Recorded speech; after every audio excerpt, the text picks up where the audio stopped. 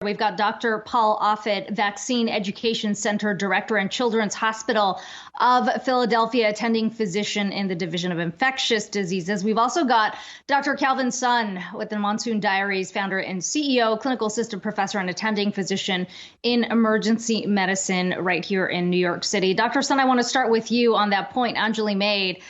We have all here in New York, at least, and I imagine major cities across the country, seen those long lines outside these clinics, some waiting more than 3 hours. How much of the inconsistencies, or I should say the delays that are happening on the testing side, is preventing us from getting a full grasp on the spread of this variant right now? Oh, it's terrible. I mean, the biggest nightclub in New York City are now happen to be testing sites, and they're really waiting in line to go to a healthcare center or a testing center where most of the positive cases are going to be. So the irony is catching it while they're waiting in those waiting rooms, and it's just seeing the writing on the wall. And on top of that, these tests take about 3 to 5 days. And now we just got an email that some of our PCRs are going to take 5 to 7 days for a turnaround. I mean, that's clinically useless to me, because I have to expect that you're going to somehow quarantine yourself right after that PCR test, walk through that full waiting room, walk outside, go to the subway, go home, and then quarantine to 5 to 7 days so that you finally get a phone call of what your status was 5 to 7 days ago. What about the person you had dinner with 2 days prior to that phone call for your PCR results? It's not useful if it's taking that long. You cannot wait 5 to 7 days, especially like a city like New York. Rapid antigen tests are finding out where there's a correlation with contagiousness, which gives you a status in that moment. So it's actually a more useful test, considering the circumstances, to test right before that gathering that you want to do with your family this holiday season. So I would say now, given that PCRs take so much longer, unless you can get your hands on a rapid PCR, which, 45 minutes, 1 hour turnarounds, which is so rare or expensive, rapid antigens will have to do right now. And Dr. Sun, to follow up on that point, I know anecdotally plenty of people around me who have gotten COVID despite being vaccinated. They want to test out to see if they are still positive or negative to be able to meet their families over the holidays, and yet they've had to wait more than 3 hours to get that test done. How much of that is contributing to the infection? I mean, depends on if you're waiting outside or you're waiting inside. I mean, outside is a slower spread, but nightclubs and big parties and big gatherings, it doesn't matter if you're outside or inside, it's more likely you're going to catch it. I mean, 3 hours waiting in line is so long when it's for a 15-minute test. I wish we had more access to in-home, at-home tests, the ones you can order online, but even that's being scooped up and it's hard to find. They're like liquid gold. And it's a test, and I think the intentions are good, though, that you're testing for your due diligence, you're testing for ethical purposes, to be able to know that you can go to your family and holiday gathering knowing that you did your best. But on top of that, keep in mind, you could test negative for 14 days until you're positive after an exposure. Sometimes it takes that long. We've seen that before in the first wave, where patients we hospitalized for COVID because it was positive on the CAT scan or a chest x-ray would test negative until 4 or 5 days later in their hospital stay. It's just sometimes this virus is a tricky thing. But the best thing we got, considering circumstances, is the rapid antigen to know your status at that moment if you're going to be contagious. Dr. Offit, a question for you. I know that there has been a lot of concern and conversation around the idea that boosters could play a key role in how this winter surge sort of happens. I know that you had some reservations about the handling of the 16 and 17-year-old boosters, but I wonder, since the surge of Omicron, do you think that we should be thinking about boosters differently? The question is, what do we want from COVID vaccines? If what we want is protection against serious illness, meaning the kind of illness that causes you to seek a doctor or go to the hospital or go to the ICU, it's very likely that 2 doses of an mRNA-containing vaccine or 2 doses of Johnson & Johnson's vaccine will provide protection against serious illness. I mean, those are the data out of South Africa, where you get at least 70% protection against serious illness. If, on the other hand, we're trying to prevent more mild illness, it's likely that 2 doses of an mRNA vaccine won't be great at protecting against mild illness, especially if you're, say, more than 6 months after having gotten your second dose. There, a booster dose will increase your chance of being protected against mild illness. But if that's what we're trying to do, realize that neutralizing antibodies, which mediate protection against mild illness, will fade over time. 6 months, 9 months, and then you would need another booster, which kind of is where Israel is coming from right now, offering a fourth booster dose or fourth dose for people who are over 60 years of age. So we have to define what it is we want. Remember, protection against serious illness is mediated by immunological memory cells, which tend to recognize regions on the virus that are conserved and have been conserved now for all 4 variants, including the Omicron variant. So what would you say about sort of the timeline too of the pills coming out? I mean, do you, especially from your rounds, do you anticipate an impact right now?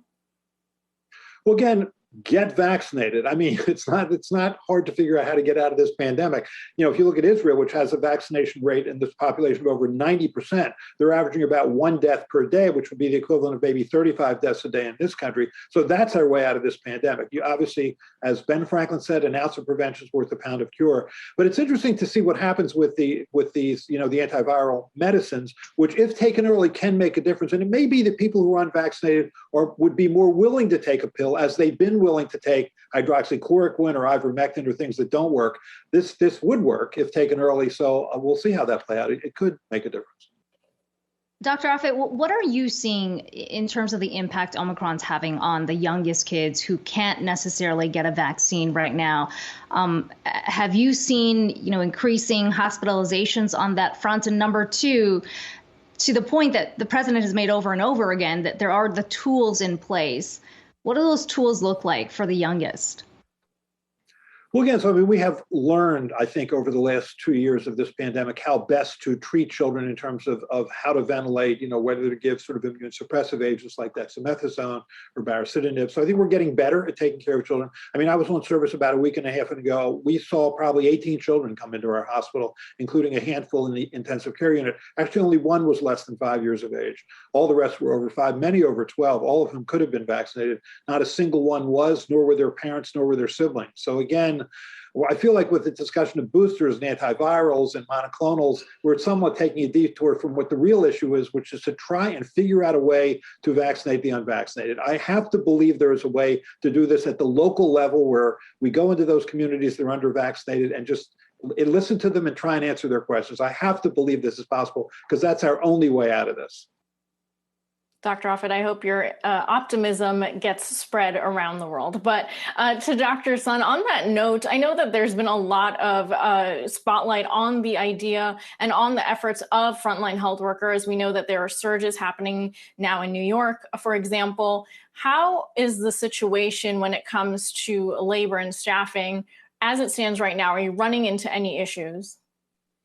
I just got 3 text messages in the last 5 minutes during this program asking for coverage. I'm trying not to look at it, but it's popping up on my screen saying 2 of us are called out sick. One of us is changing their guidelines to come in 7 days after the positive test instead of 10 days. We're trying to make ends meet. We're increasing premium pay. We're closing down 3 of our urgent care centers in Manhattan, at least 15 in New York City.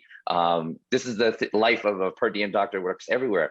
My phone is blowing up with text messages asking for coverage. On top of that, we are frontline healthcare workers. We've been working 2 years straight, and there's no end in sight. I mean, the conversations with our patients have changed given the vaccine. Thank goodness for the vaccine, because a year and a half ago, before the vaccines, the conversations once you tested positive was about pulse oxes, silent hypoxia, life and death, where the closest ER is, following up with your primary care doctor. This time, the conversations are about ruined travel plans and ruined holiday plans for the fully vaccinated that test positive.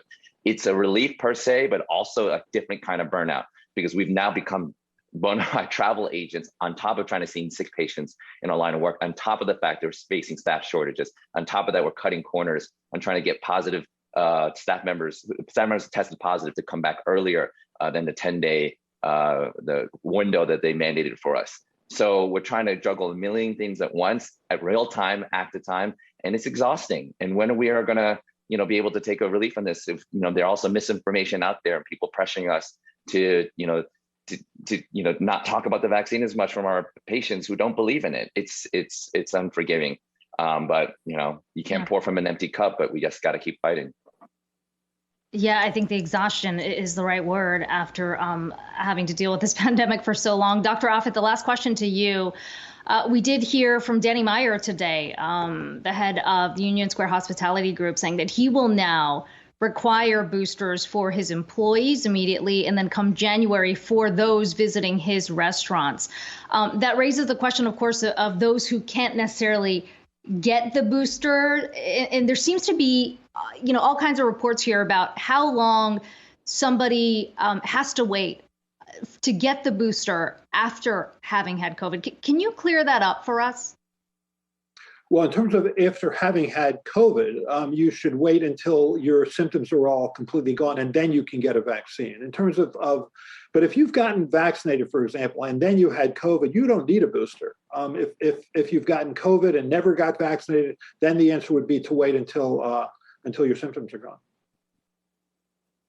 I think a lot of people appreciate the clarification there here. Dr. Paul Offit, it's good to talk to you today. Vaccine Education Center Director in Children's Hospital Philadelphia, attending physician in the Division of Infectious Diseases. We've also had Dr. Calvin Sun with the Monsoon Diaries. He's the founder and CEO there, and our Anjali Kamlani joining us on the conversation.